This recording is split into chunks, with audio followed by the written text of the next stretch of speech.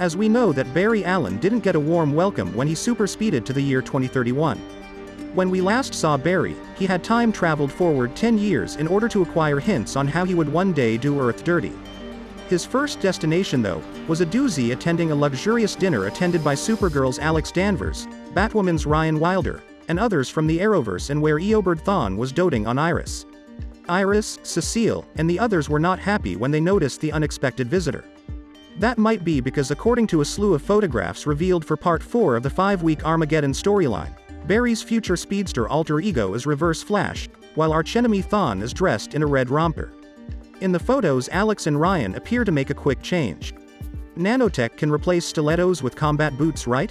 When Barry crashes the party, Iris bonds with Ryan Wilder, and Barry as Reverse Flash receives some guidance, maybe, from longtime Arrowverse nemesis Damian Dark. For the duration of Armageddon Part 3, Barry seeks to persuade Black Lightning that he is untrustworthy so that the superhero may start the injustice procedures and permanently lose the Flash's powers.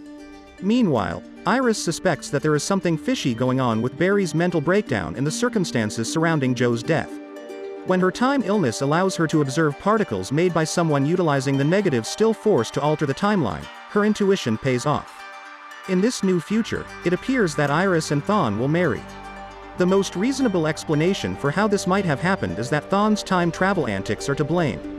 It's impossible for Iris to fall in love with Reverse Flash after everything Thawne has done, regardless of what ultimately happens to her marriage with Barry.